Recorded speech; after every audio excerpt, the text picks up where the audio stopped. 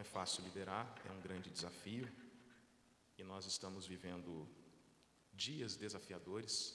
As mudanças, elas são constantes e elas acontecem numa velocidade impressionante.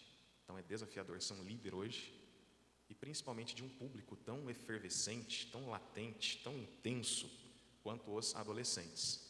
Mas eu creio que Deus é poderoso para nos capacitar, para nos dar sabedoria, graça, e assim nós vamos realizar um trabalho efetivo e produzir muitos frutos para a glória do nome do Senhor. 2 Timóteo, capítulo 1, versículo 2 em diante, diz assim: A Timóteo, meu amado filho, graça, misericórdia e paz da parte de Deus, Pai, e da de Cristo Jesus, Senhor nosso.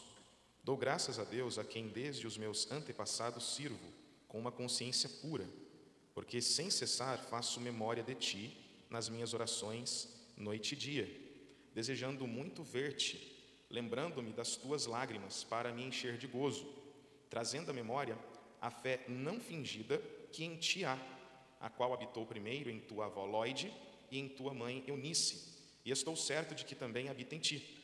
Por este motivo te lembro que despertes o dom de Deus que existe em ti, pela imposição das minhas mãos, porque Deus não nos deu o espírito de temor, mas de fortaleza, de amor e de moderação. Amém? Vamos em pés ainda orar nesse momento? Feche seus olhos. Querido Deus, nosso Pai, Senhor, mais uma vez nos apresentamos diante de Ti em oração, pedindo a Tua graça, a Tua orientação neste trabalho. Pai, fala conosco, venha trazer à memória aquilo que talvez esquecemos e que é tão importante para esse momento atual. Venha falar coisas novas, Pai, nos despertar, nos inspirar, que o Teu Espírito Santo nos conduza nessa manhã. Senhor, eu te peço que tome as preocupações dos meus irmãos em Tuas mãos, que o Senhor possa realizar, ó Pai, aquilo que nós não podemos, que o Senhor possa trazer tranquilidade, paz em cada coração. Meu Pai, nós cremos na Tua presença, nós cremos no Teu sobrenatural em nossas vidas nessa manhã. Faz, Senhor, deste momento um momento marcante para cada um de nós. Fala conosco e fica conosco, Pai. É o que nós te pedimos em nome de Jesus. Amém e amém. Bom, Samuel, vou pedir uma gentileza. Depois o senhor não pega uma aguinha para mim, por favor? Irmãos, então nessa manhã a gente vai falar sobre liderança, mas eu preciso entrar primeiro com vocês num ponto, que é o nosso público-alvo, a nossa audiência, os adolescentes, e falar um pouquinho sobre esse período tão importante na vida deles e na formação deles. Eu lidero adolescentes há 15 anos, no dia 14 de junho vou completar 16 anos liderando as minhas duas filhas, e é muito bom, é um período assim que eu acho interessante.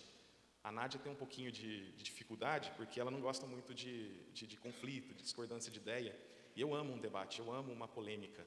Às vezes eu posto alguma coisa na internet, ela fala assim, nossa, mas vamos falar. Eu falo, deixa falar, eu adoro que fale, mas eu quero que fale com consistência, porque eu sou um debatedor ferrenho. E as meninas, elas são muito intensas nas suas causas, elas gostam de saber a verdade na sua profundidade. Então, uma característica do adolescente, ele não é levado por qualquer coisa sem um convencimento. E é por isso que é importante a gente pensar nessa questão de liderança, obrigado, meu irmão, de adolescentes, porque hoje em dia as redes sociais, como diz alguém, é terra de ninguém. Todo mundo tem voz e existem muitos formadores de opinião que, na verdade, trazem mais problema e desinformação do que produzir virtude na vida daqueles que são a sua audiência, o seu público. A gente sabe que esses, como se dizem, youtubers, né, os formadores de opinião, eles estão preocupados com o financeiro, com a audiência, não tem um compromisso de verdade com quem está ali do outro lado da tela. E alguns são muito convincentes nas suas falácias, e a gente precisa ser essa referência para os adolescentes nesses ruídos da vida que são produzidos nesse ambiente que eles passam tanto tempo, que é o ambiente virtual, que é esse ambiente das redes sociais. Então, para a gente é desafiador. Antes a influência era apenas aquela influência dos amigos, de perto, né, dos familiares, mas agora o negócio ganhou uma proporção inimaginável. Depois da globalização, depois dessa revolução virtual, as proporções se tornaram gigantescas. A área de influência é muito grande e nós precisamos estar bastante alicerçados. Então, o que é a adolescência, né? Com quem que nós estamos lidando? Eu coloquei que a adolescência é uma fase intermediária entre a infância e a vida adulta, onde acontecem profundas transformações. Profundas transformações. Os adolescentes são intensos, defensores ferrenhos das causas que acreditam e por isso precisam de orientação para serem bem-sucedidos. Bem-sucedidos nas escolhas que eles vão tomar, nos caminhos, nos rumos que eles vão trilhar. E essa intensidade deles é tanto algo positivo como negativo também. Então, são dois polos. Os adolescentes, eles transitam entre dois polos. E se esse polo for positivo, for bem orientado, for bem alimentado, né, essa direção que eles tomam, eles vão ser bem-sucedidos, porque eles são defensores ferrenhos das suas causas. Eu vejo, às vezes, as meninas falando sobre alguns assuntos atuais, e eu percebo que elas vão buscar fundamento, que elas têm realmente uma opinião muito bem formada acerca do assunto, e elas defendem com sangue aquilo que elas acreditam. É por isso que, às vezes, dentro do lar, é difícil, né? A mãe fica naquele meio e eu fico ali com elas. Ah, mas por que você pensa assim? Não, por causa disso, pai, por causa daquilo. Não, mas é assim. Não, pai, mas é assim. Então, é muito interessante ver isso aí, perceber isso. Eles são apaixonados por uma causa. E a gente precisa orientá-los muito bem nas suas decisões, nos rumos que eles vão tomar, porque se eles se afeiçoam por alguma coisa que está fora da orientação da palavra de Deus, a gente vai ter um grande problema para poder limpar aquilo ali da HD deles e instruí-los no caminho certo. Então, que nós possamos nos aproveitar, né, dessa característica deles, dessa latência deles e orientá-los no caminho certo. Adolescentes, quando eles servem na igreja, eles são excelentes trabalhadores. Eu tenho passado por algumas igrejas que eu vejo os pastores utilizando, irmã Marisa, adolescentes na diaconia próxima do púlpito. Aí eu falo assim, mas por que ele que é o diácono? Não, porque ele é pequenininho ainda, ele pode passar e ninguém percebe. E ele age, e ele é esperto, ele está de olho em tudo. Então é interessante, quando eles se envolvem com alguma coisa, eles se envolvem de verdade. Traçando um paralelo, né, entre os adolescentes e Israel, a gente percebe que eles vivem uma coisa que Israel viveu, trazendo um pouquinho, né, para uma ambientação bíblica. Quando Israel deixou a teocracia e foi então introduzida a monarquia, entre esses dois períodos, houve um gap ali preenchido pela judicatura, que foi a fase de juízes. E essa fase de juízes, na teologia bíblica, a gente compara com a adolescência, porque é um período de transição, e a adolescência é isso, é a transição da infância para a fase adulta, e a gente vê muito essa marca, né? Por exemplo, eu vejo as meninas reunidas em casa, e elas estão lá debatendo de geopolítica, debatendo de assuntos, né, que são atuais, assuntos assim, que é coisa de adulto mesmo. E daqui a pouco fala uma para a outra, vamos assistir Barbie? Uai, mas está falando de um negócio tão assim, adulto, e daqui a pouco vamos assistir desenho? E a Barbie é famosa entre eles ali.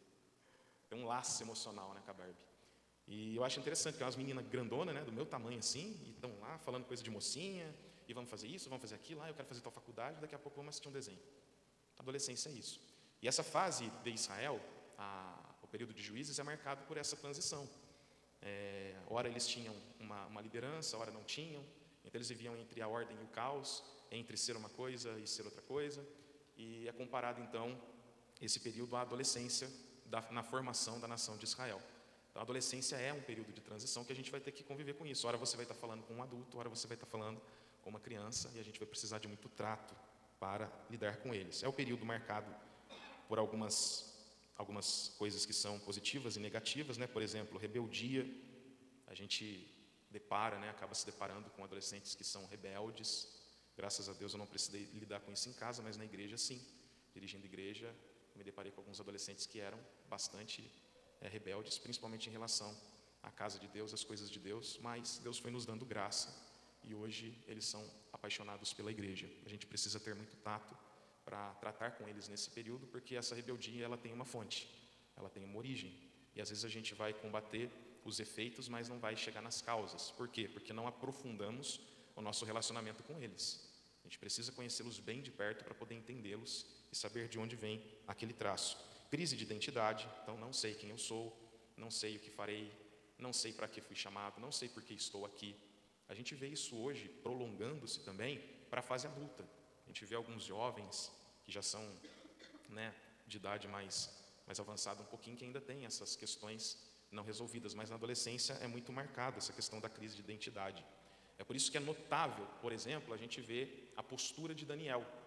Daniel é levado à Babilônia, e ele está ali na corte do rei, ele é de linhagem nobre, tem uma tratativa diferenciada, e quando aquela mesa é colocada e ele é convidado a se sentar, ele toma uma decisão: eu não vou me contaminar. Então nós estamos falando de um adolescente que tinha uma postura, porque ele sabia quem ele era, e ele sabia para que Deus o levou àquele lugar. É muito difícil a gente encontrar uma maturidade tão grande num período, né, de tempo como esse, nesse momento da vida. Mas Daniel, ele se tornou notável por isso, porque ele tomou essa atitude sendo um adolescente: eu não vou me contaminar. E como a gente já falou aqui, né, já conversou, eles são defensores ferrenhos das suas causas. Então ninguém ia mudar a cabeça de Daniel do dia para a noite. Ele tomou uma postura, e se alguém o contradizesse, ele ia bater o pé até ser ouvido, né? E graças a Deus ele conseguiu a liberação daquela mesa. Conflito geracional. Então é difícil a gente adequar essa questão das gerações, a geração antiga, a geração passada, a geração atual. A gente vive num mundo, por exemplo, da minha idade para cima, né? Quem já é quarentão para cima, a nossa geração já foi. Nós estamos vivendo em um tempo que não é nosso. Um tempo que não é nosso. Cada geração se conta mais ou menos 40 anos. Então a minha geração, na verdade, já passou, agora é uma geração nova. E eu preciso me adequar a esse tempo para poder compreendê-los. É um grande desafio para nós. Um grande desafio. Tem coisa que você fala hoje que seu filho não entende. Tem coisas que você vai contar que viveu que eles nem imaginam. As minhas meninas pegaram uma enciclopédia antiga minha e falaram: pai, usava isso aqui para estudar? Eu falei: é isso aí, minha filha, aqui é a raiz. Que a gente pegava os livros, abria tudo assim, pesquisava e pá, e tinha que ler, né? Tinha que ler tudinho, não tinha nada de Google, não. Então, é um tempo diferente. É um tempo diferente. Então, há esses conflitos na hora da gente dialogar, na hora da gente conversar, expor ideias. A linguagem deles é uma linguagem bem diferenciada, é muito diferente da nossa. Hoje em dia, então, tem tantas siglas. É um desafio. Acredito que os irmãos sintam isso, né? É um grande desafio esse conflito geracional. Eles têm uma tendência grupal, então todo adolescente ele tem esse desejo de ser aceito, de participar de um grupo, e isso é saudável, desde que o grupo seja um grupo que vai levá-lo para cima, que vai promover o bem neles, que vai influenciá-los positivamente. Mas é bom a gente entender isso. Eles têm essa necessidade, né, de pertencer a um grupo, necessidade de fantasiar. Então o adolescente tem, né, essas fantasias. Hora e outra você está falando com alguém, né, com um adolescente, e ele está lá no mundo da fantasia dele. O homem tem a caixinha do nada, o adolescente tem a terra encantada.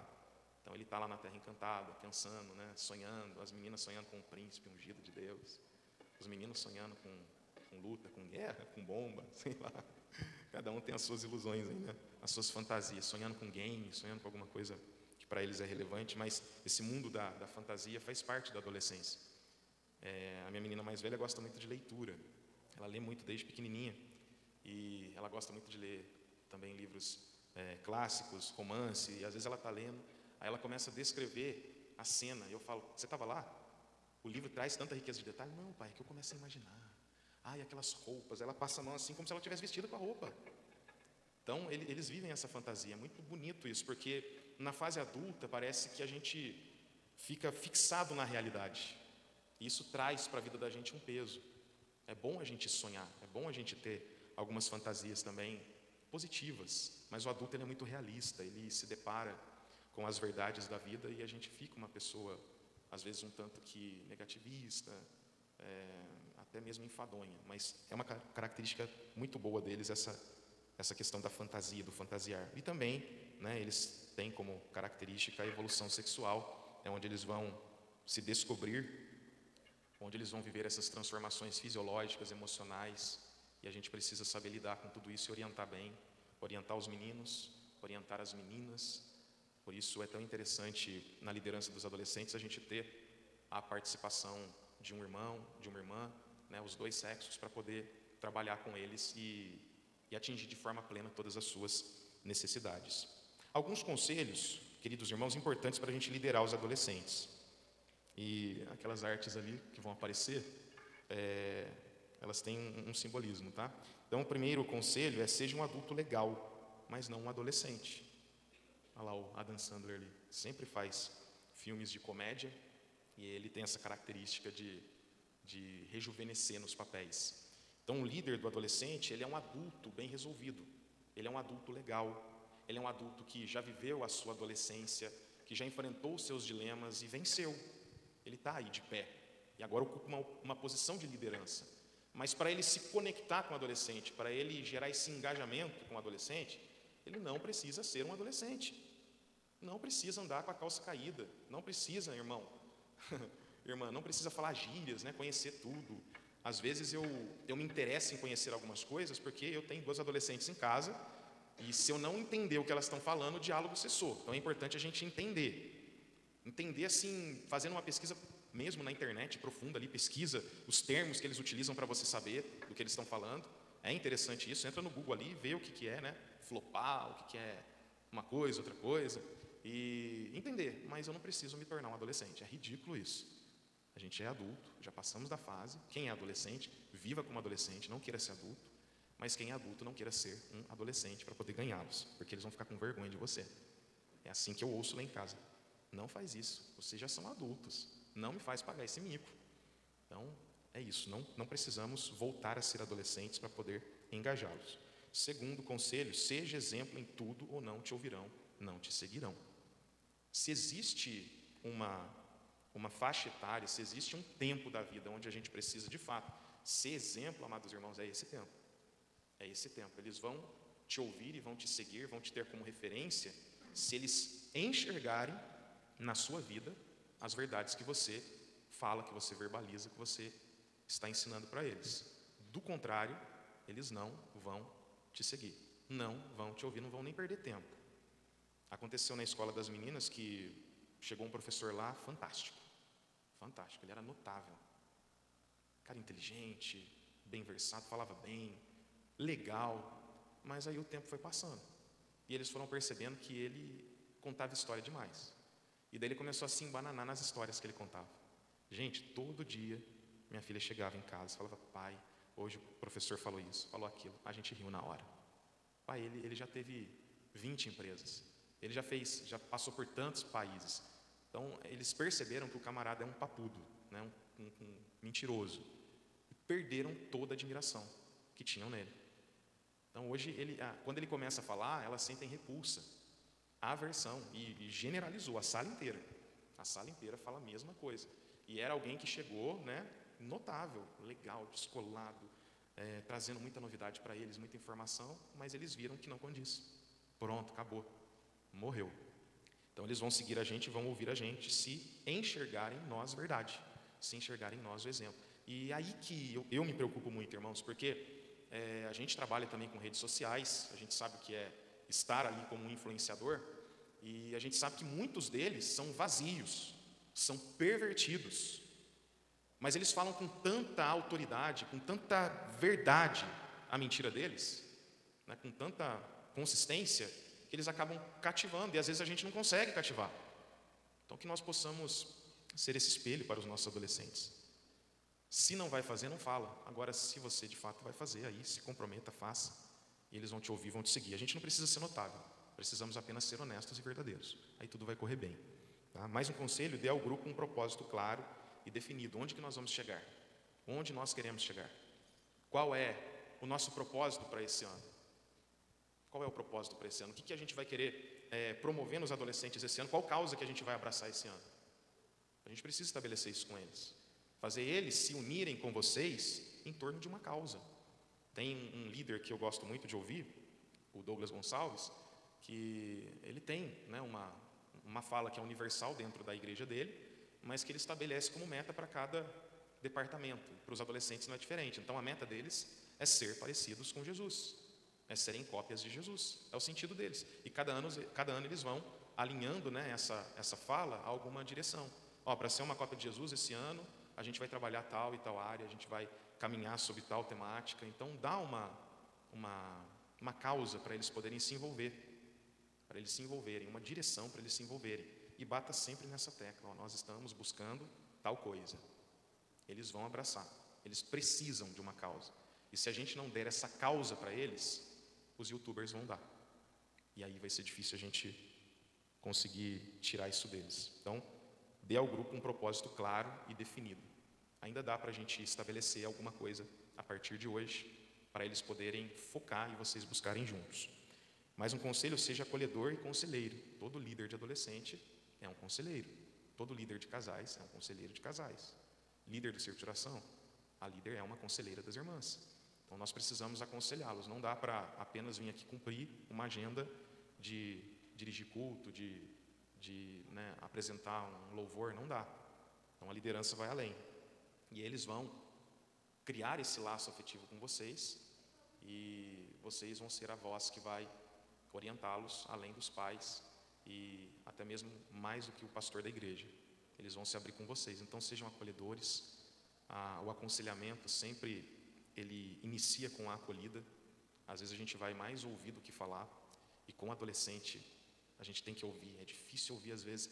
Eu pego as meninas na escola, irmão, e eu fico em off. Até eu chegar em casa, eu já ouvi tanta coisa. Eu não consigo falar e nem tento falar mais. Eu só vou deixando elas falando. Parece que descarrega ali, né? Aí a Nádia fala, como é que foi a aula hoje? Eu até saí de perto, senão eu vou ouvir tudo de novo. Então eles têm essa necessidade de falar e eles querem falar. Eles querem ter alguém para poder contar o que está no coraçãozinho deles. E nós somos essa pessoa. Amém? Somos essa pessoa. Então vamos ouvir mais, vamos acolhê-los mais. Ouvindo, o ouvir é terapêutico para eles. Então, às vezes não vão precisar nem de um conselho, mas só de serem ouvidos. Só de serem ouvidos já vai ser o bastante, o que vai resolver. E tenha paciência e sensibilidade para lidar com as suas questões existenciais.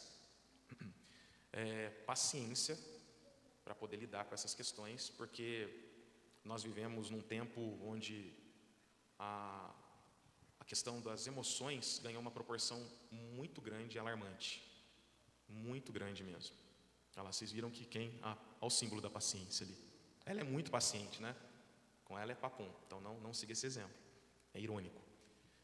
A gente precisa ter paciência e sensibilidade, porque aquilo que para a gente é pequeno, para eles tem proporções enormes. Um acontecimento pequeno para nós, para eles tem uma repercussão muito grande. Eu vejo nas meninas da sala da minha pré-adolescente que às vezes alguns professores eles não têm muita sabedoria, muito tato e acabam expondo um adolescente introvertido. Isso já causa um bloqueio enorme, irmão. Já causa ali uma marca profunda na vida deles. E para nós já não é algo assim tão relevante você ser exposto, né, a alguma coisa assim, falar o seu nome. Se eu falar o nome de alguém aqui, eu acho que nenhum dos irmãos, se eu falar o Gianni, vai entrar em crise, né, irmão? Mas um adolescente, talvez você falar o nome dele assim em público e apontar ele, pronto, você traumatizou. E para ele aquilo ali tem muito significado, tem muito sentido. Então a gente precisa ser sensível. As dores, cada um vai dimensionar conforme a sua estrutura. Na vida adulta é assim. Um adulto enfrenta um luto de um jeito, outro de outro jeito. Enfrenta uma perda, enfrenta um desemprego, né, de um jeito e o outro de outro jeito. Agora os adolescentes, como eles têm essa questão da intensidade, qualquer problema para eles podem ganhar grandes proporções. Então a gente precisa ter bastante paciência e sensibilidade. Não chegar e falar, não, mas isso é bobeira. Não entra por esse caminho, não. Se envolva. Não estou dizendo que você tem que incentivar a crer que aquilo ali de fato é um problema gigante e aumentá-lo. Não. Você vai entender, simplesmente entender e tentar orientar e ajudá-los, né, a sair daquela situação. Teve uma amiga da minha filha que foi exposta na sala, uma coisa que para nós é simples, foi exposta dessa forma. O professor chamou ela pelo nome, só que ele falou que ela era uma coisa. Falou assim, olha, essa menina aí é fechada, ela não tem amigos. Olha só, ela não tem amigos. Então, porque ela é quietinha, ela não tem amigos? Aí a minha menina já ficou brava, porque elas são defensoras, né, das amigas, e foi lá no professor. Foi lá e falou, o senhor não tem o direito de falar desse jeito. Olha o que o senhor fez com ela. Aí o professor não tinha notado que ele tinha feito aquilo, que ele tinha provocado aquilo, falando o que ele disse, né? E daí ele foi, pediu desculpa, tal, deixou a menina lá quietinha e tem tentado se aproximar dela novamente. Então são questões sensíveis e que a gente vai precisar de sensibilidade. As dores que são enfrentadas em casa, questões familiares que vão refletir na vida deles e que eles vão enfrentar aquilo ali com a força que eles têm. A gente precisa estar do lado para poder apoiar, para poder ajudá-los. Recentemente, eu acho que eu não falei para a irmã Marisa, acho que eu não falei para a Marisa, falei para os irmãos da escola dominical. O Samuel até perguntou da minha filha hoje. A minha filha de 13 anos, ela perdeu uma amiga de 12 anos. A menina morava aqui, mudou para São Paulo, os pais divorciaram e a menina era muito apegada ao pai, uma menina doce, uma menina alegre, simpática, e essa menina começou a ficar sendo posta de lado pelo pai e pela mãe, que focaram unicamente nessa decisão judicial deles ali, do divórcio, da divisão de bens, isso e aquilo, dos direitos, e esqueceram da menina. E a menina cometeu suicídio. Cometeu suicídio. Aí chegou no domingo passado, retrasado.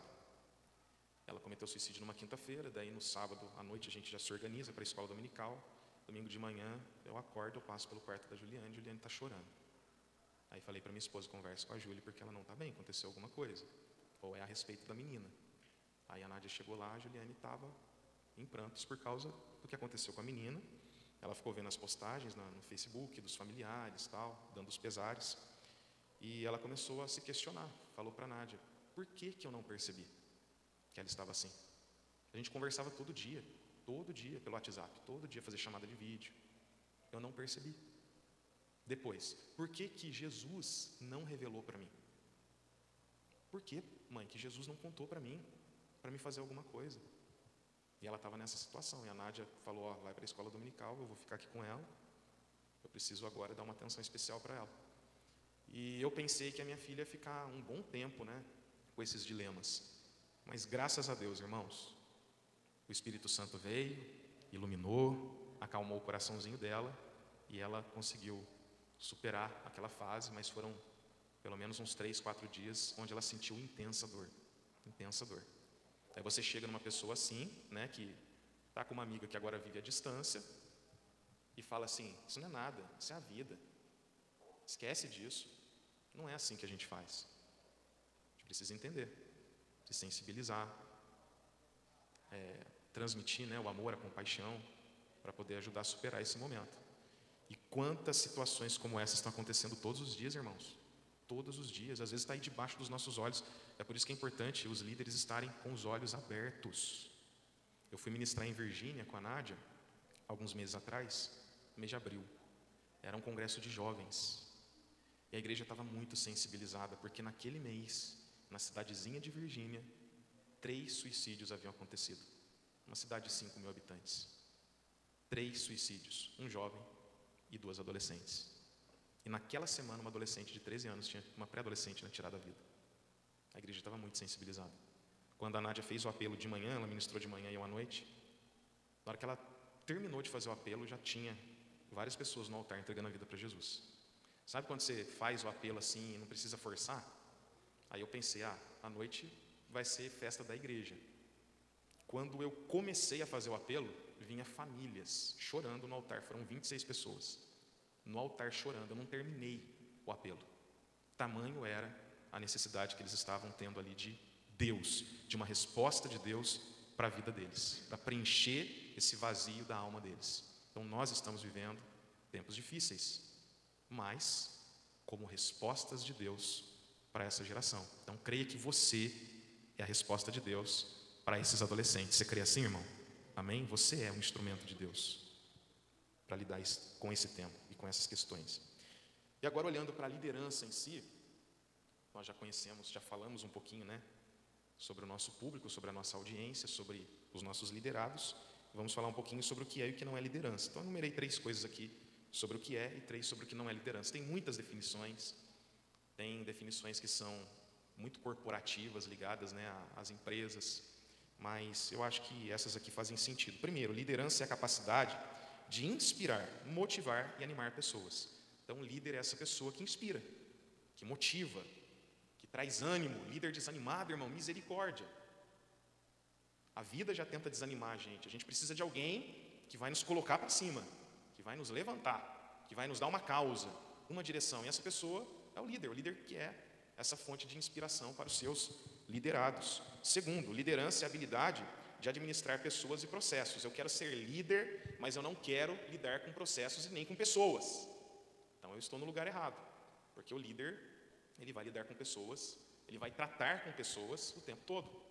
O líder precisa amar pessoas, e o líder precisa estar disposto a viver processos. E a vida cristã, ela é feita de processos. Ela é feita de processos. E processos sempre são uma interrogação. A gente até recebe uma orientação no início e vislumbra o fim, mas o meio, que é o processo, a gente não tem clareza. a gente vai descobrindo conforme vamos caminhando, conforme o tempo vai passando. Então, o líder precisa ter essa habilidade de administrar pessoas e também processos. A gente vai trabalhar com isso sempre, pessoas e processos. E terceiro, que a liderança, liderar é mover pessoas, é levá-las a um destino. Então, líder é alguém que pega uma pessoa que está no ponto A e a conduz ao ponto B. É alguém que movimenta pessoas. É alguém que coloca essas pessoas em direção a alguma coisa. Os irmãos percebam como eu estou sendo redundante em falar que a liderança é alguém que vai apontar o liderado para um destino. A gente precisa levar esses adolescentes a um destino. E qual é o destino? Qual é o destino? É isso que a gente precisa pensar. Onde eu quero levá-los? Onde eu quero que eles cheguem? Tá? Então, o líder é essa pessoa que vai conduzir o liderado de um ponto ao outro. E o que não é liderança? Por mais que a gente ouça falar que a liderança é um dom, e que tudo aquilo que a gente se destaca e faz bem é dom, nem sempre é. A liderança é uma habilidade. Precisa ser trabalhada, desenvolvida. A gente pode, por exemplo, estudar o que é liderança, fazer um curso de liderança, aprender com líderes mais experientes, porque a liderança é uma aptidão, é uma habilidade, tem que ser desenvolvida. É claro que tem gente que tem mais facilidade para liderar. Tem coisas que são inerentes à pessoa, né? Então tem gente que tem uma facilidade para falar, para verbalizar, para comunicar. Tem gente que tem que trabalhar muito esse aspecto, mas se trabalhar se torna bons comunicadores. Então a liderança é uma habilidade que a gente precisa trabalhar, desenvolver. E o desenvolvimento às vezes acontece exatamente nos momentos de conflito, de confronto. Toda vez que a gente resolve um problema, a gente cresce. Ou a gente morre ou a gente cresce. Se nós estamos aqui é porque nós estamos em crescimento, em evolução. Liderar não é mandar, é conduzir. Mandar é fácil, ordenar é fácil, mas a liderança não é isso. Liderar não é mandar, é você orientar o voo. A força do líder está na sua autoridade e não no seu poder. Ele é admirado e não temido. Então a força me faz temido, mas a autoridade me faz um líder, me faz uma fonte de inspiração para os meus liderados. E como que a gente conquista a autoridade? Com exemplo, com amor, com a nossa dedicação aos liderados, quando eles se sentem de fato cuidados, né? A gente conquista essa autoridade em relação a eles. Assim que nós construímos de fato uma liderança verdadeira e não pela força. A força a gente utiliza em último caso, irmãos. É igual relacionamento pais e filhos. É a mesma coisa. O pai pode usar força? Deus deu uma vara para ele. Ele pode usar a vara, está autorizado. Mas a gente usa em último caso. Na minha criação, por exemplo, eu e a minha irmã acho que apanhou uma vez do pai e eu também uma vez só. Não mais do que isso. Porque o olhar do meu pai era um olhar poderoso. Ele olhava assim, irmãos, já era, acabou. Agora minha mãe não tinha muita autoridade, ela ia na pancada mesmo. Como a minha mãe batia em mim, meu Deus do céu. E como eu não respeitava muito a autoridade dela, eu não nasci em lar evangélico. Eu ria, aí eu apanhava mais ainda. Apanhei muito da minha mãe, graças a Deus. Graças a Deus. Tinha que apanhar de alguém, né? Para virar gente. Mas, brincadeiras à parte, o uso da força ele vem quando falta a autoridade. Por isso que Jesus, ele fez uso da autoridade. Poucas vezes Jesus utilizou a força. Era a autoridade. Se ele utilizasse a força, ele acabava com tudo. Ele usava a autoridade. Eu me lembro de uma vez expulsando um demônio na porta da igreja. Eu saí lá fora. Eu não estava bem aquele dia. O pastor mandou, falou, vai lá que tem um perturbado lá fora lá. Aí os diáconos estavam segurando e o homem era violento mesmo. Estava possesso lá. E eu não estava bem aquele dia. Não sei se eu tinha brigado com a Nádia, uma coisa assim. Sei que eu estava borocochô. Zero de unção. Não tinha enjoado, não tinha orado. Aí o pastor falou para mim lá, eu respeitei a autoridade dele, fui.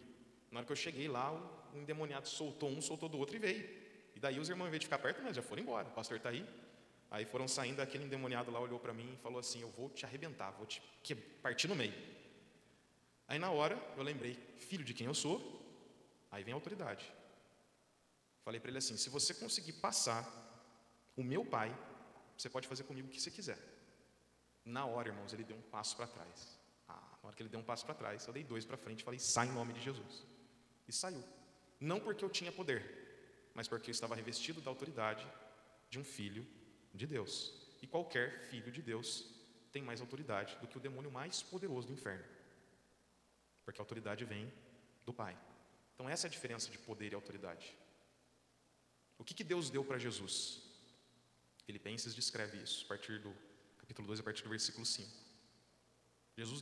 O Senhor deu para Jesus um nome acima de todo o nome.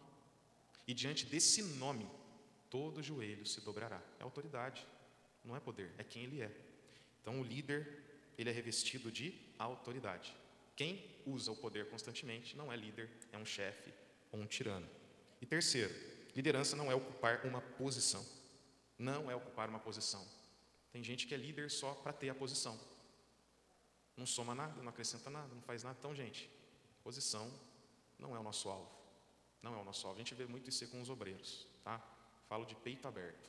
Tem obreiro que o negócio dele é sentar aqui, ó. Chegou aqui, acabou. Parece que a maratona dele é essa. Ele vai servindo. Na hora que ele sentou na cadeira ali, irmão, morreu. Pode enterrar que não serve para mais nada. Acabou. Liderança não é ocupar uma posição. É servir, é entregar, é trabalhar, é fazer, né, a vontade de Deus ali, abençoando a vida dos nossos liderados. Então é servir com amor, com excelência, fazendo o nosso melhor. Não simplesmente ocupar uma posição só para dizer eu sou líder. Sou líder. Não, a gente não está preocupado com isso. Liderança não é status, é servir. E Jesus já mostrou isso, né? Ele já mostrou isso. Servindo, lavando os pés, mostrando que liderança no reino de Deus, ela é invertida. Quem tem mais é quem serve mais e não é servido. As competências de um líder bem-sucedido, ainda falando sobre liderança. Então, a primeira competência que eu coloquei aqui é uma insatisfação positiva. Então, o líder é alguém insatisfeito. Ele é insatisfeito. Ele não é alguém acomodado. Ele não é alguém que vive numa zona de conforto e para ele está tudo bem. Ele é insatisfeito. E a insatisfação positiva é aquela que nos move a fazer sempre mais e melhor em prol do grupo. Então, sempre a gente quer fazer algo melhor. O líder não consegue ficar parado, irmãos. Ele não consegue ficar acomodado.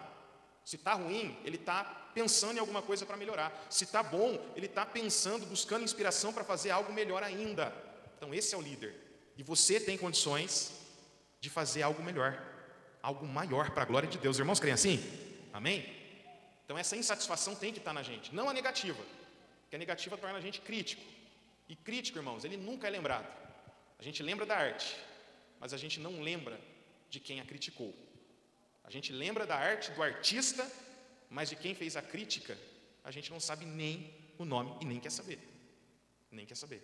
Então, que nós possamos buscar essa insatisfação dentro de nós, positiva, que vai nos mover a fazer sempre mais e melhor, em prol do nosso grupo. Segunda competência, mente aberta. O líder, ele pensa fora da caixa, além da obviedade. Está disposto a reinventar e inovar sempre que necessário. É flexível, pois entende que tudo está em veloz e constante transformação. Como a gente vive, né, uma época, um tempo desafiador, com tantas e tantas mudanças, com tantas e tantas inovações, a gente precisa se adequar. A gente precisa se adequar, porque aquilo que funcionava há anos atrás, hoje em dia não tem mais sentido. Não tem mais sentido.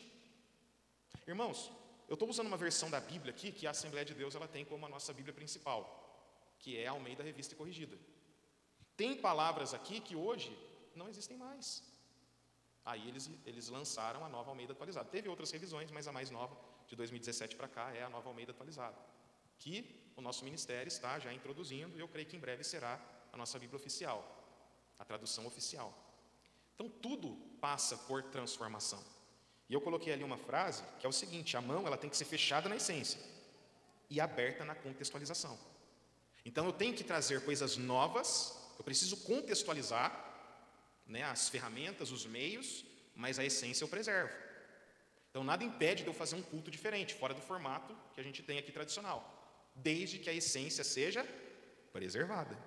Então é isso, eu quero fazer um teatro aí diferente e tal, é uma coisa que eles gostam, que eles querem fazer, né, se envolver nisso, pode fazer, irmão, desde que a essência seja preservada.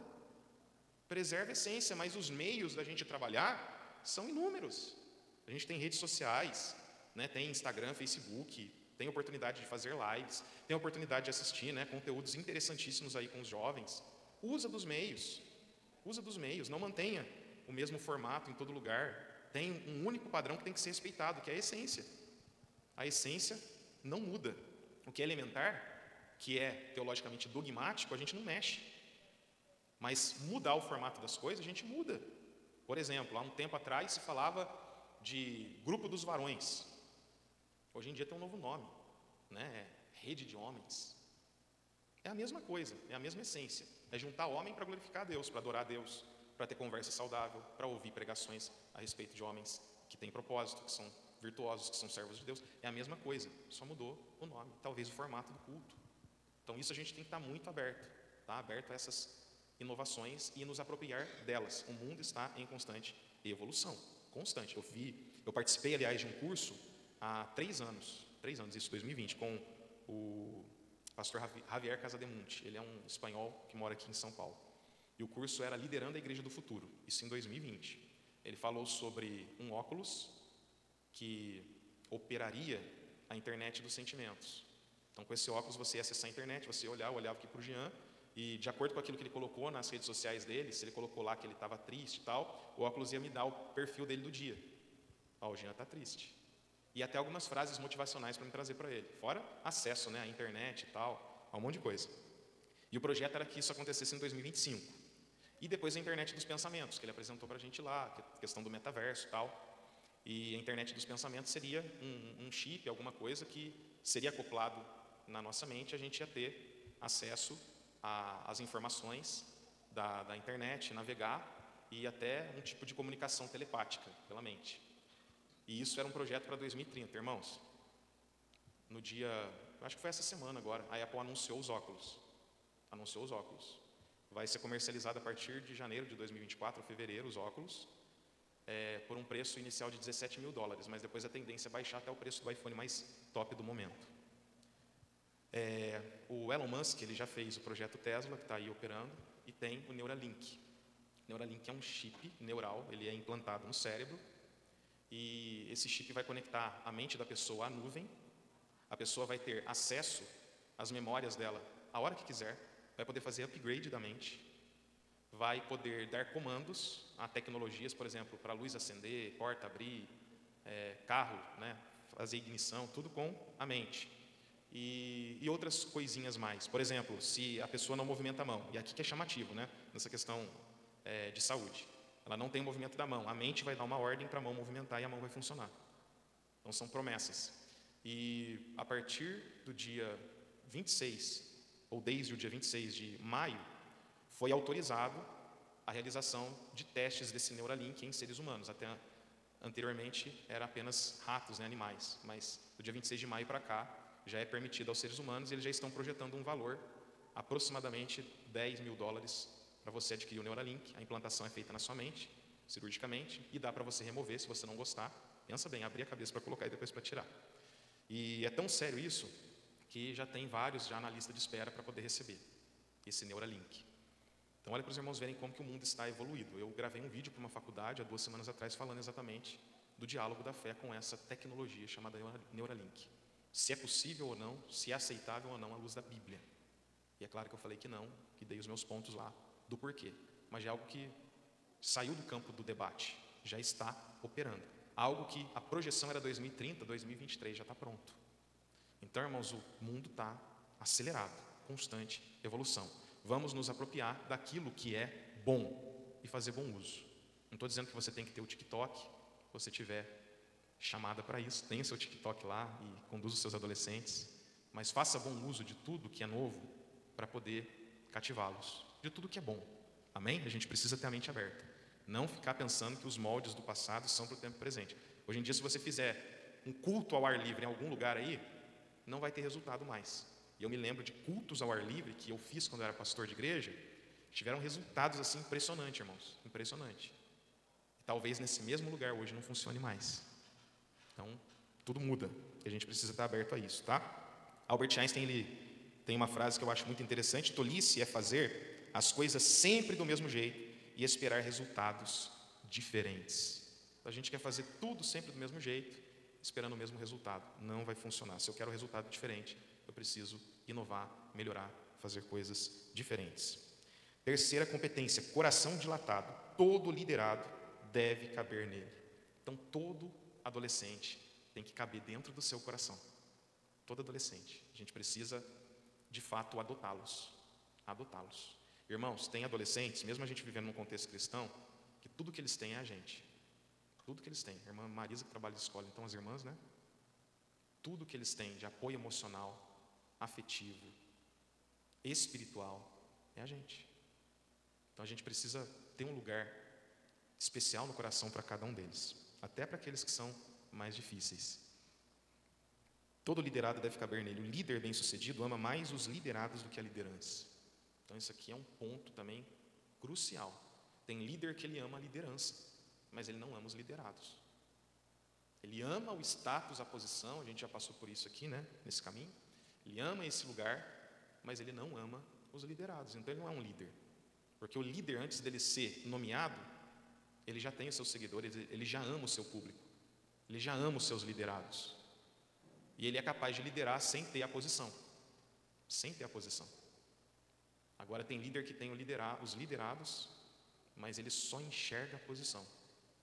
O líder de verdade, ele ama os liderados, independente da posição de liderança. A relação não é o que eu posso extrair deles, aqui tem um motivo, né? Alguns só querem benefício, mas o que eu posso entregar a eles. E a pergunta é: o que você está disposto ou disposta a entregar aos seus adolescentes? O que você está disposto a entregar para eles? Para poder vê-los crescer, evoluir, alcançar maturidade na fé, o que você está disposto a entregar para eles? Um pouco de tempo, um pouco do seu amor, a sua vida, o seu sangue, tudo. O que você está disposto a entregar para eles? Então que fique aqui essa reflexão para nós hoje. O que eu tenho para entregar? Quarto, visão alongada. Alguém que pode imaginar o futuro com clareza e fazer planos para alcançar os objetivos do grupo. Pensa e vê a longo prazo. Então o líder, ele não pode se contentar com esse momento presente. Ele não pode se limitar com o agora. Talvez o agora, irmãos, não seja aquilo que você queria.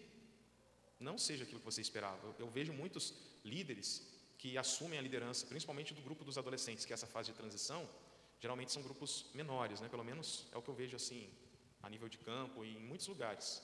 São grupos menores. Geralmente eles fazem um grupão de jovem, colocam os adolescentes junto em muitas igrejas e acaba não tendo um grupo específico de adolescentes. E às vezes você vai começar liderando 2, liderando 3, mas você já tem que planejar o futuro, enxergar o futuro.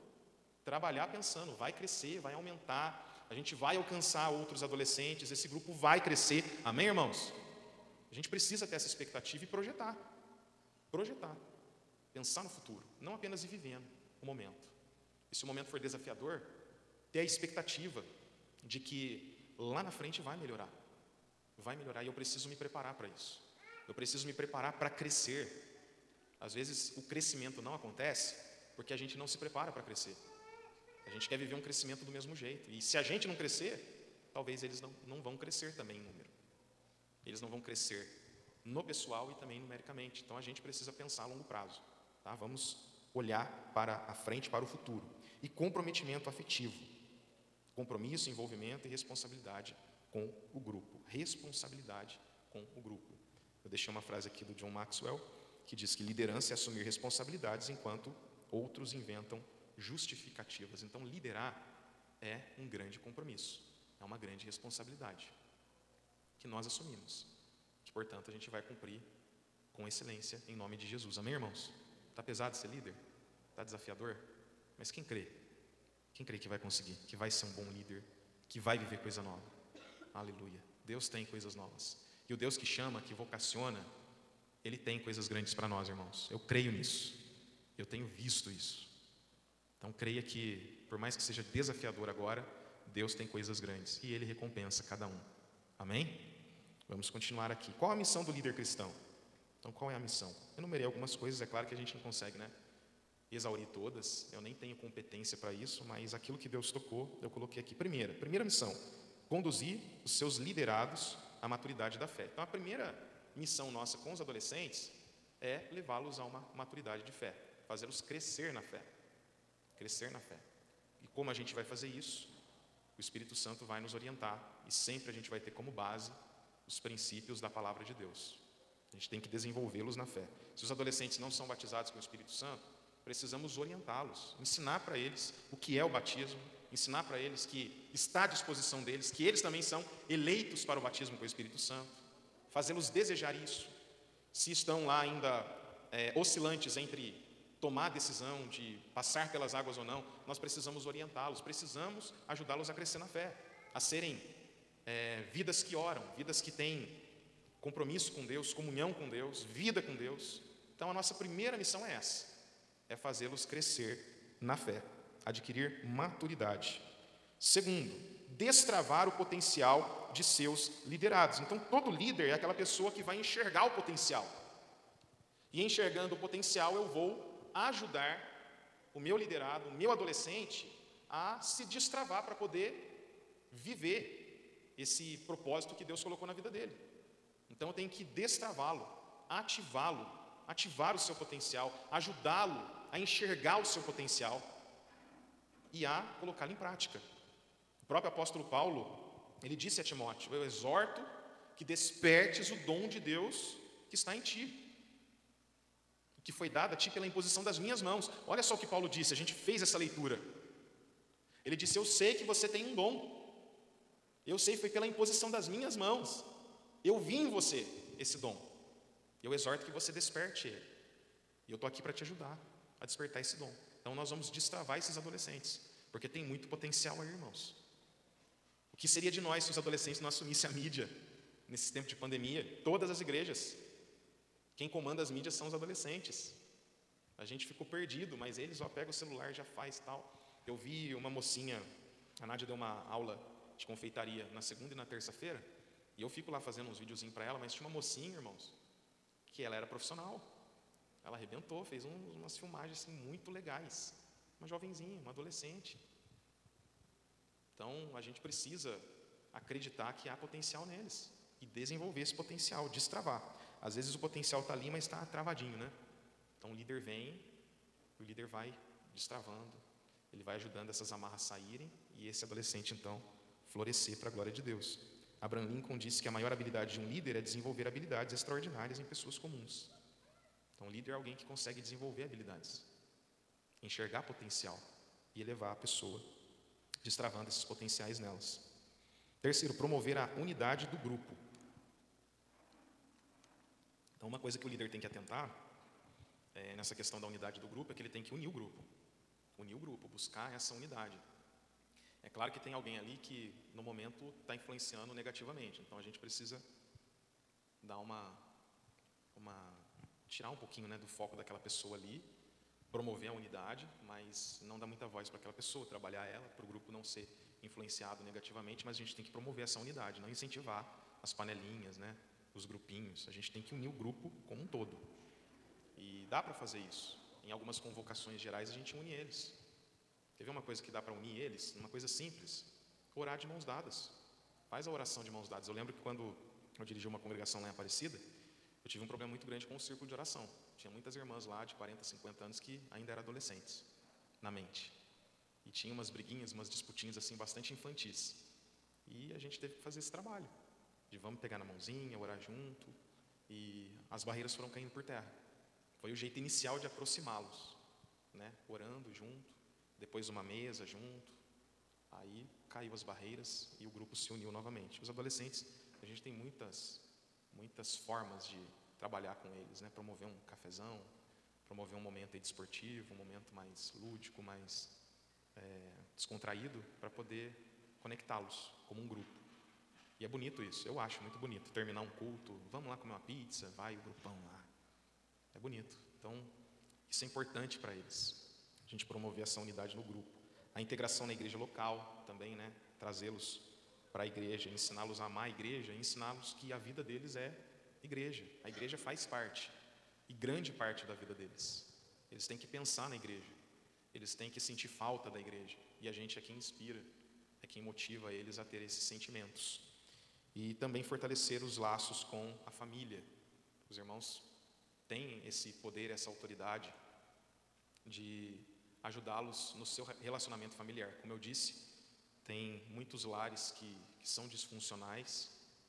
Tudo que os adolescentes têm somos nós somos o afeto, nós somos o ombro amigo, nós somos o amor que eles vêm receber. E a gente tem que ajudá-los a desenvolver um bom relacionamento familiar. Por mais que o lar seja conturbado, seja difícil, a gente precisa ajudá-los a criar, né, esses laços mais estreitos com a família, orientá-los nesse sentido. Tem alguns adolescentes que não vivem num lar que é conturbado, mas que não tem uma proximidade com o pai, com a mãe, não tem.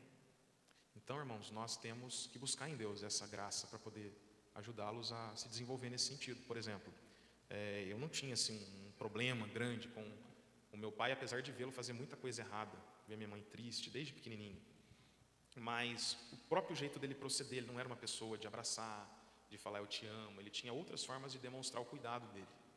E talvez se eu tivesse uma iniciativa, eu poderia mudá-lo. Se eu fosse orientado, né, a proceder de um jeito diferente, as coisas poderiam ser diferentes, poderiam ter sido diferentes. Então a gente como líder, a gente pode exercer essa influência, a gente pode ajudá-los nesse trato familiar. Amém? Então que nós possamos buscar isso. Resgatar a identidade de seus liderados. Então, essa identidade que eu digo não é a identidade deles, porque eles estão vivendo essa fase confusa, né, de quem eu sou, do que eu vou fazer, mas a identidade em Cristo. Os adolescentes precisam saber quem eles são em Cristo, que eles são filhos de Deus, que o dom mais poderoso que a gente recebe do Senhor é aquele que está descrito em João 1:12.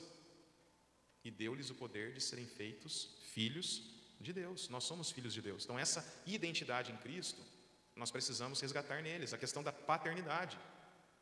Nós vivemos num mundo de orfandade. Uma das maiores crises na igreja é a crise de orfandade.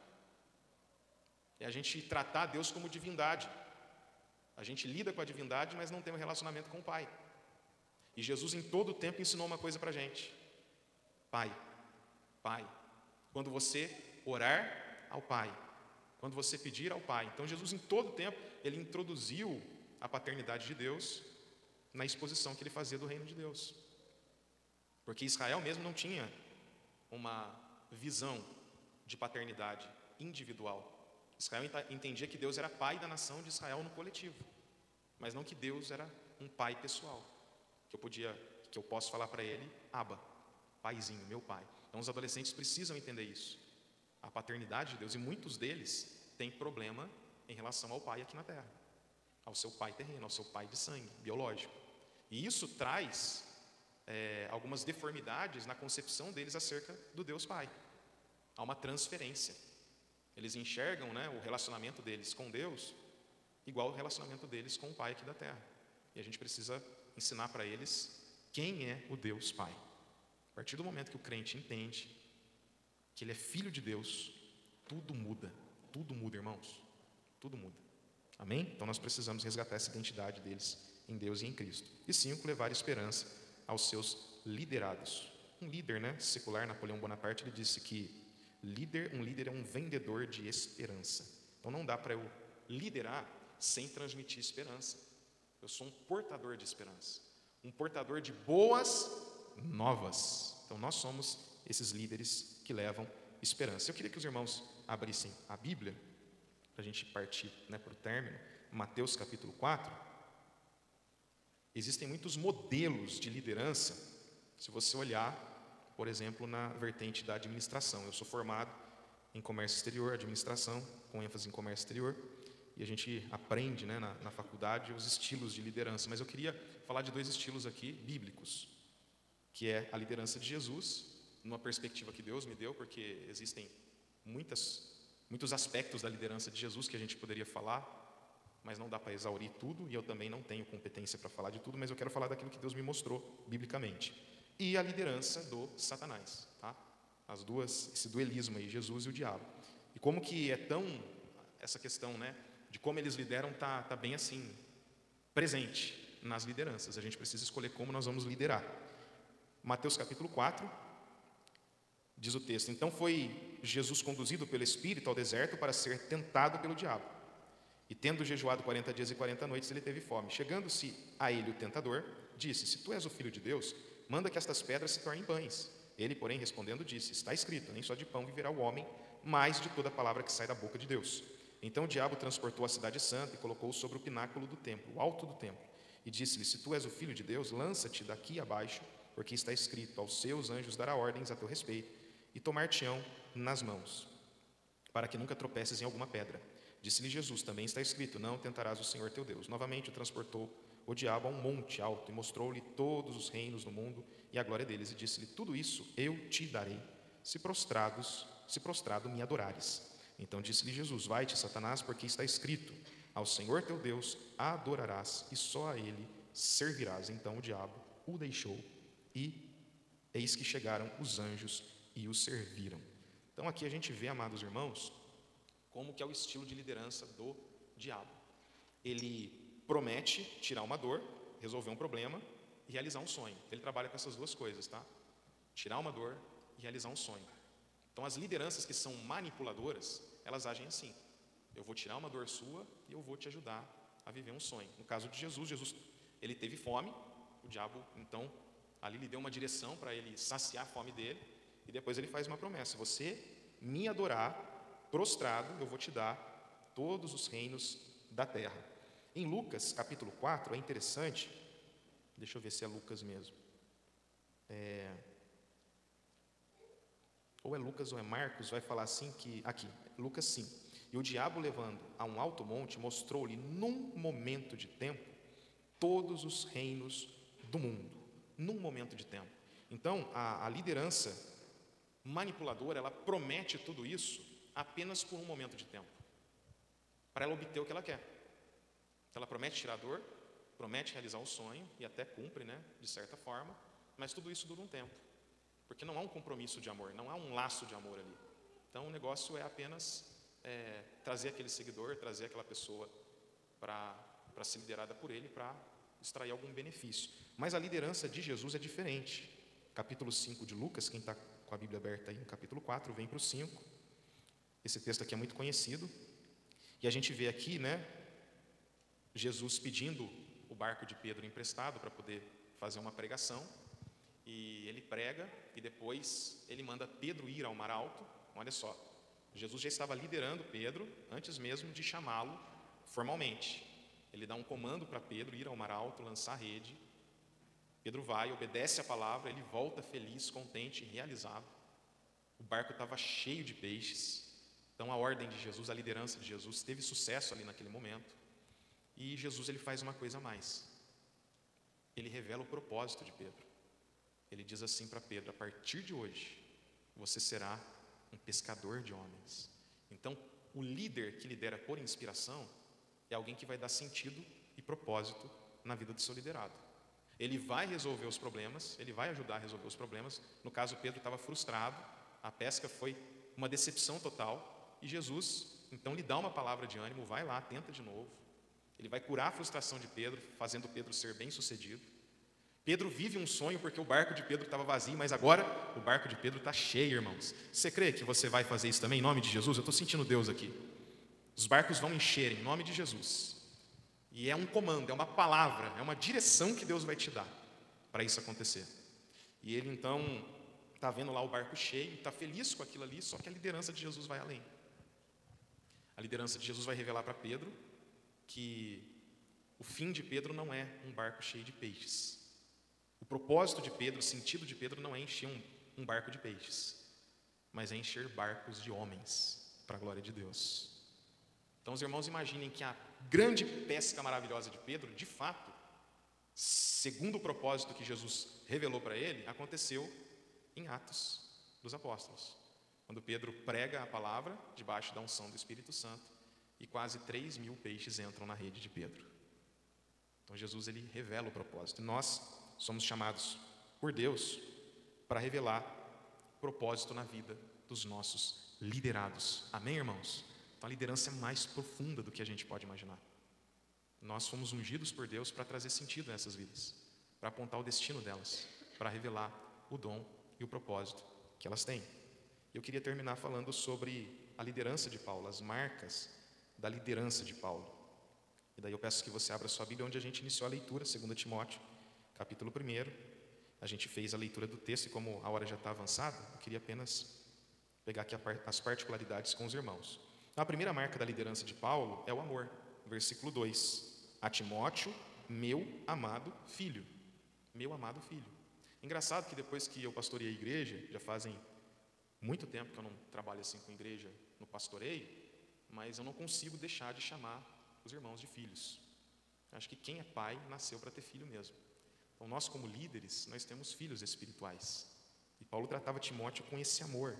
Meu amado filho. Isso não quer dizer que Timóteo era sempre bonzinho, irmãos. Não quer dizer que ele era sempre 100%. Mas ele se tornou para Paulo um amado filho. Então essa é a primeira marca da liderança de Paulo, o amor.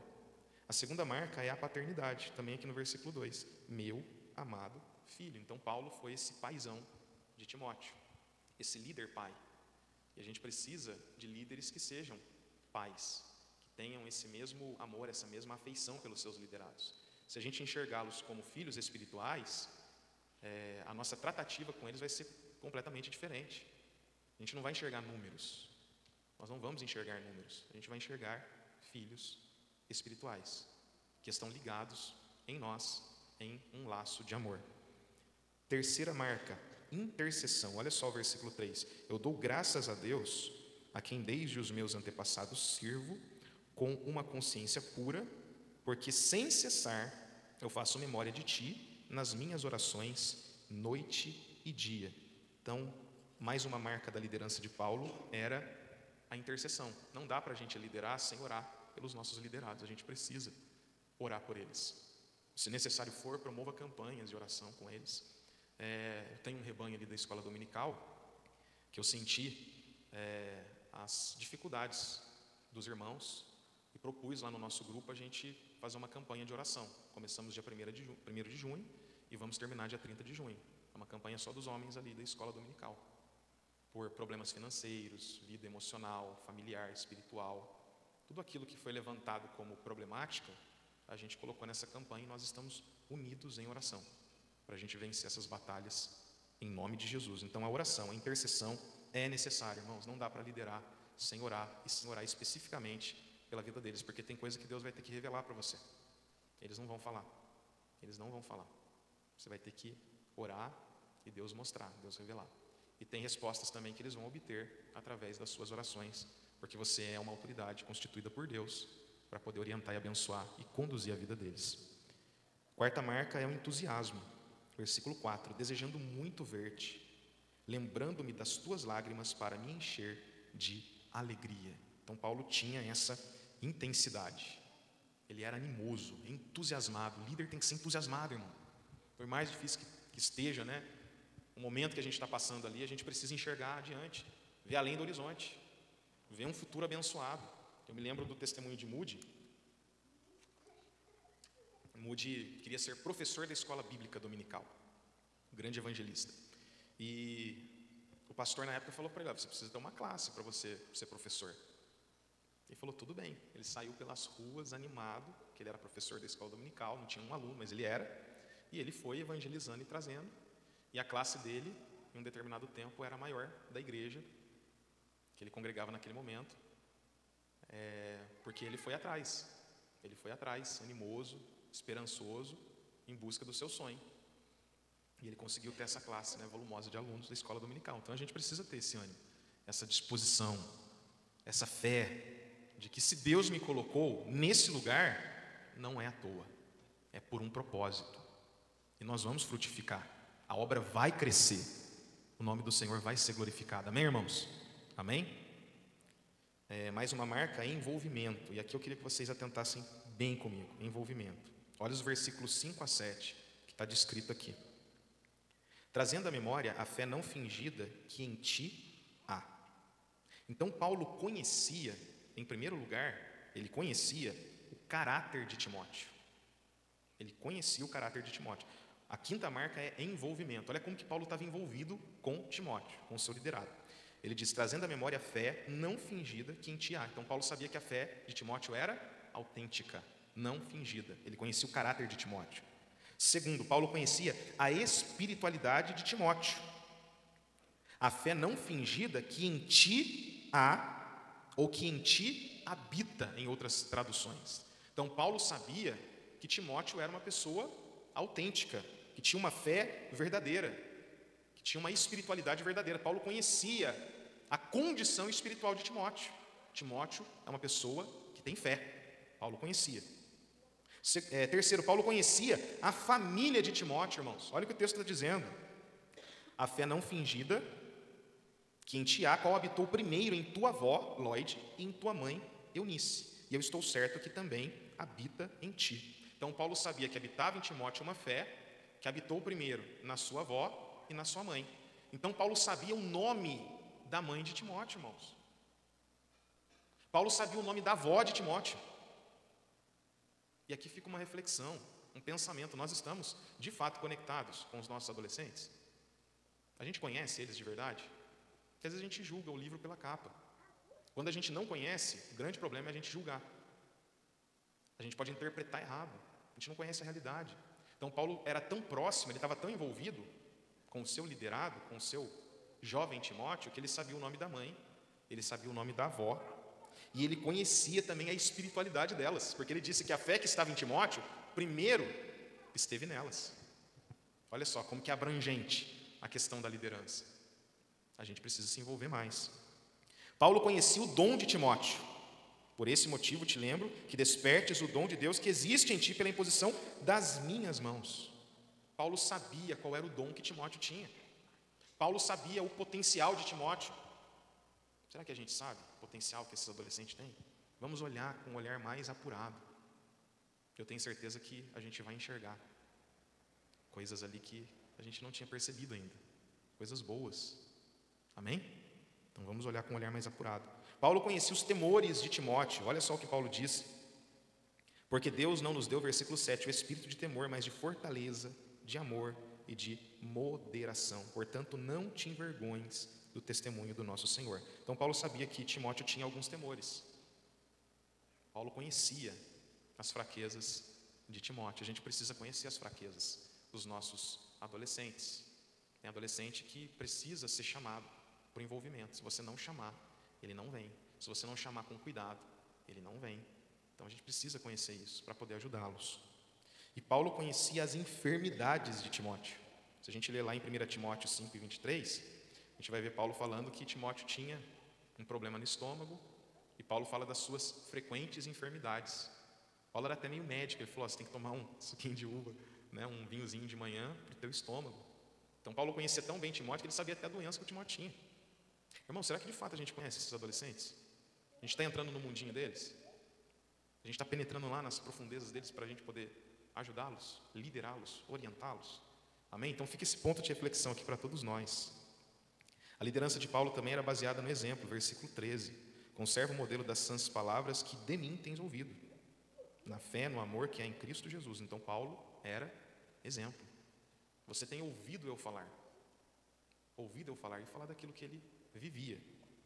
E, em sétimo lugar, a liderança de Paulo era marcada por muitos conselhos. Eu coloquei só o versículo 14, mas se você ler essa epístola aqui toda, tem muitos conselhos que Paulo dá a Timóteo, tá? Versículo 14, guarda o bom depósito que pelo Espírito Santo, guarda o bom depósito pelo Espírito Santo que habita em nós. Então o conselho dele é guarda o bom depósito, é um conselho.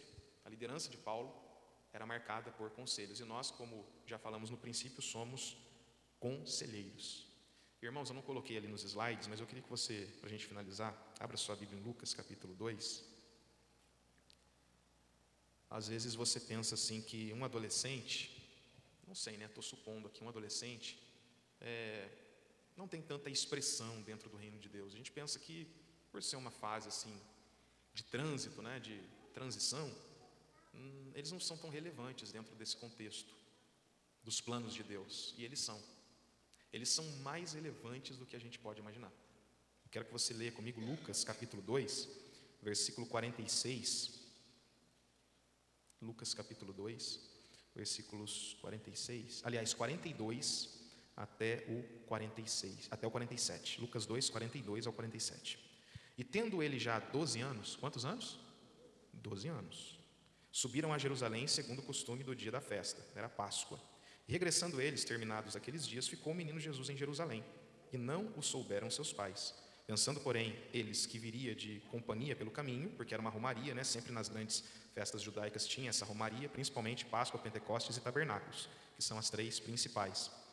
Pensando, porém, eles que viria de companhia pelo caminho, andaram o caminho de um dia e procuravam-no entre os parentes e conhecidos. E como o não encontrassem, voltaram a Jerusalém em busca deles. E aconteceu que, passados 3 dias, o acharam no templo. Então, o pré-adolescente de 12 anos, estava no templo, assentado no meio dos doutores, Então, o pré-adolescente estava no templo, assentado no meio dos doutores, ouvindo-os e interrogando-os. Agora olha o que diz o 47.